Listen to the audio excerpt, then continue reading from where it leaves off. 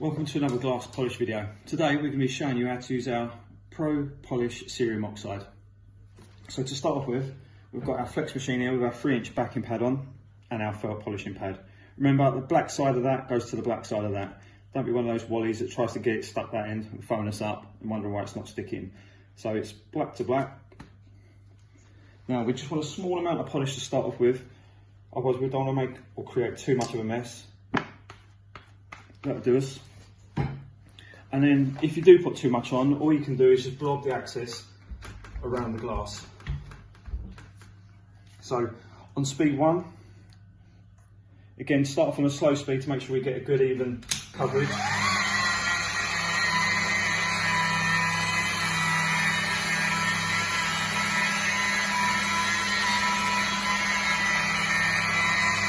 And just slowly move it around on the area that we've been working on.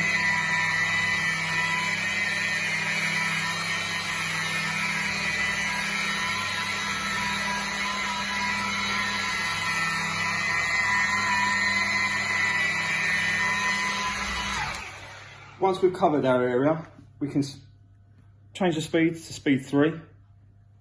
If you feel it's kind of dried out on the glass already, you can use our water just to reactivate the compound. And then with speed 3, work over the same area again.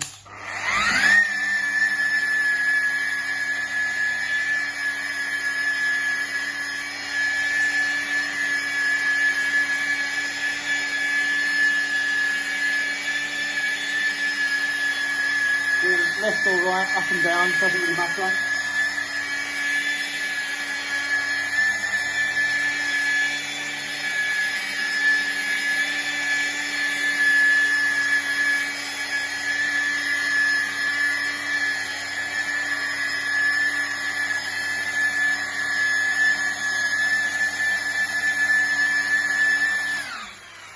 Now remember, if you're working on normal float glass or laminated glass, it is going to get hot, so you've got to check the temperature in case it will crack if it gets too hot.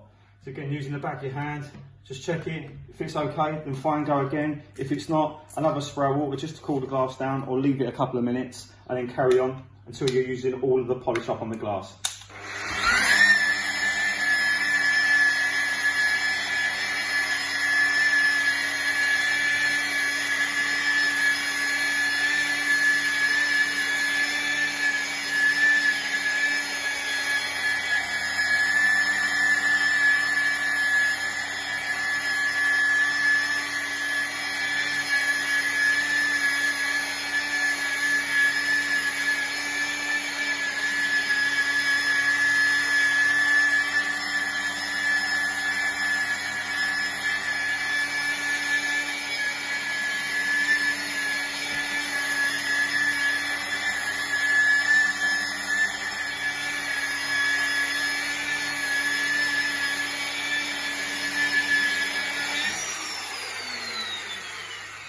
When you feel that you've done enough of the polishing, always just check the glass, make sure there's no areas of haziness left, or indeed the scratches left over.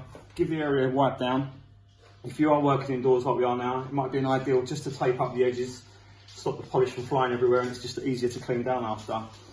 If you feel that you might have some haziness left, again, just repeat the process, a bit more polish, and sometimes a little handy tip, just to scuff the pad up every now and then with some scissors. As you can see, there's compound already still in the pad.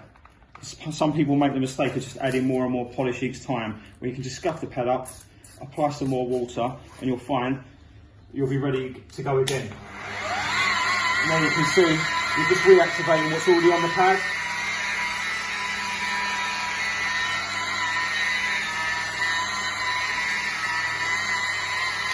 So a little tip for you there, again, save on polish, and it'll be a lot easier when you're polishing it. You don't want too much of a build up. You want to be able to feel those fibres of the pad onto the glass. Okay, so once you've done that, repeat the process, and if everything's looking good, give it all a clean down, and you should be good. Thanks for watching.